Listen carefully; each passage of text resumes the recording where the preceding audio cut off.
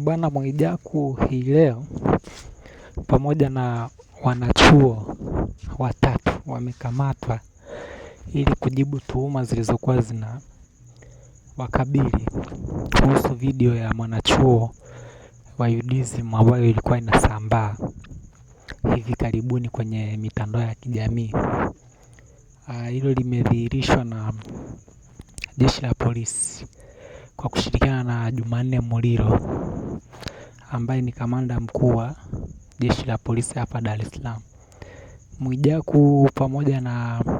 wanachuo hawa watatu wamekamatwa ili kuhojiwa ili kupata ushahidi rasmi kwa kile ambacho kilikuwa kinadaiwa kwamba hiyo video imemdhalilisha mwanachuo mmoja hivi kwenye chuo kikuu cha Dar es Salaam. Ilionyesha kabisa kwamba amedhalilishwa na neno la Mwijaku, ilisikika sauti ya Mwijaku ikitajwa na mwanadada huyo kwenye chuo kikuu cha Dar es Salaam. Kwa hiyo ndo habari kubwa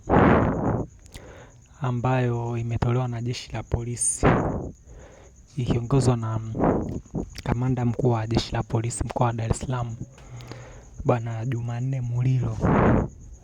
akitoa taarifa la kumkamata Mwijaku pamoja na wanachuo watatu wa chuo kikuu cha Dar es Salaam kuhusu udhalilishaji ambao ulifanywa